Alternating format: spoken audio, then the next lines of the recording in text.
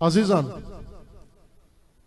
کھل کے اہل بیت کا ذکر کرتے ہیں، اہل بیت کو پسند کرتے ہیں، محبت کرتے ہیں، بلکہ بعض میں آپ سے کہوں کہ اہل حدیث کے ایک عالم ہمارے پاس آئے، تقریر کر کے گئے، اس میں شیعہ نے بھی تقریر کی، باقی مسالک نے بھی کی، لیکن مدح اہل بیت میں جو گہری باتیں اور جو بڑی باتیں اہل حدیث کے عالم نے کی وہ کسی اور نے نہیں کی. اور میں خود حیران تھا کہ جو مشہور ہیں کہ یہ زیادہ اہل بیت سے مثلا دور ہیں یا نعوذ باللہ انہیں کہا جاتا ہے کہ یہ بغض میں، یہ اہل حدیث کیسے ہو سکتا ہے جو اتنی باتیں. تو انہوں نے بعد میں کتاب دی مجھے اہل حدیث کے اسلاف کی لکھی ہوئی کہ اہل حدیث شروع سے حسینی ہے. یہ بیچ میں ایسے ناسبی آ گئے بیچ میں. ان کا کہنا تھا یہ جان بوجھ کر ہمارے اندر ہمارے نام پر ناسبی داخل کیے گئے جن کے اندر بغض تھا اہل بیت کا، یہ دشمنی تھی اہل بیت کی. ورنہ یہ سارے مسالک جن کو ہم سمجھے بہت سخت ہیں، اہل بیت کی محبت ہے ان کے دلوں کے اندر. امام حسن کو شامیوں کے حوالے کرتے ہیں. توجہ فرمائیں. احتجاج، کتاب الاحتجاج، مرحوم طبرسی کی کتاب الاحتجاج، اس کے اندر جلد دوم میں احتجاجات امام حسن میں یہ روایت جو بارہا اس کا متن تفصیل کے ساتھ آپ مومنین کی خدمت میں پڑھا ہے، موجود ہے، آپ رجوع کر سکتے ہیں کتاب کی طرف بھی اور اس گفتگو کی طرف بھی. امام علیہ السلام نے وہاں پر اپنی صلح اور مصالحت کے اسباب بیان کیے. میں نے کیوں معاویہ کے ساتھ صلح کی ہے؟ فرماتے ہیں اس لیے صلح کی ہے کہ دو اغتیال، دو منصوبے، دو پلاننگ میرے سامنے آئیں. میں نے دیکھا کہ دو منصوبے ہیں، ایک میرے دشمن کی اور ایک میرے ساتھیوں کی.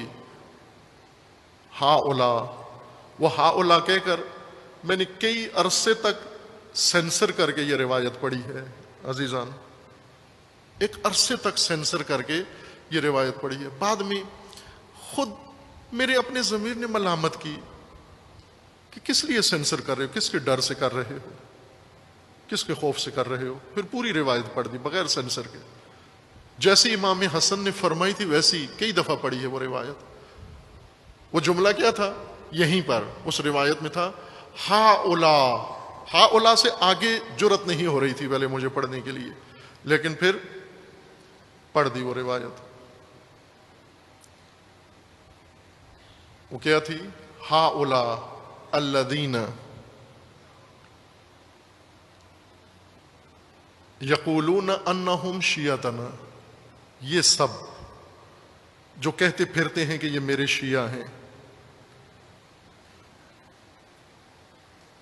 پھر ان کا اغتیال، ان کا منصوبہ، ان کا دام فریب میرے سامنے آیا کہ یہ کیا سوچ رہے ہیں. پھر میں نے ان کا منصوبہ سوچا کہ یہ کیا سوچ رہے ہیں.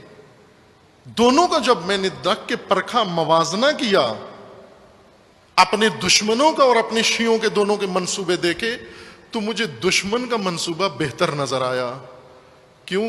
کہ میرے اپنے شیعوں نے میرے لیے جو منصوبہ بنایا تھا اس کے اندر بہت ذلت تھی. اس لیے میں نے یہ کتاب الاحتجاج میں ہے، کئی دفعہ روایت پڑھی ہے. عزیزان من،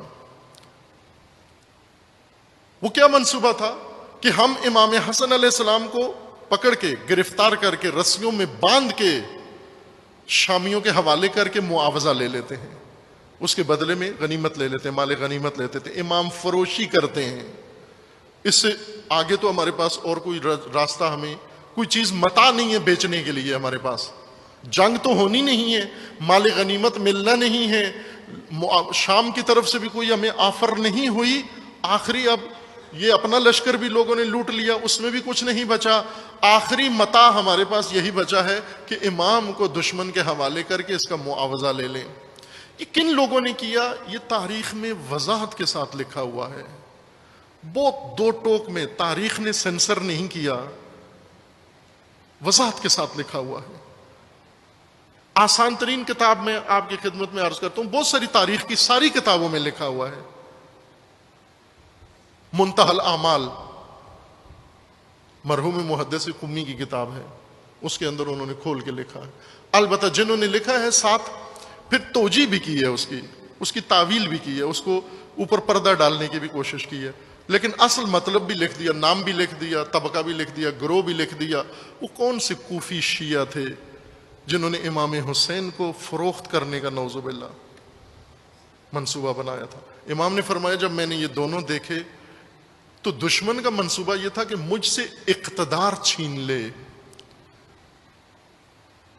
ان کا یہ منصوبہ تھا کہ یہ مجھے اسیر کر کے ان کے سپرد کر دیں، تو مجھے اس کے منصوبے کو بہتر لگا، اس میں کم نقصان تھا، لہذا اس صورتحال میں زخمی بدن کے ساتھ امام کی ران پر نیزہ مارا، اپنے ہی لشکر نے نیزہ مارا، لوٹ کے دوران پٹی باندھ کر زخمی جسم کے ساتھ جا کر ان سے پوچھا بھائی کیا چاہتے ہو؟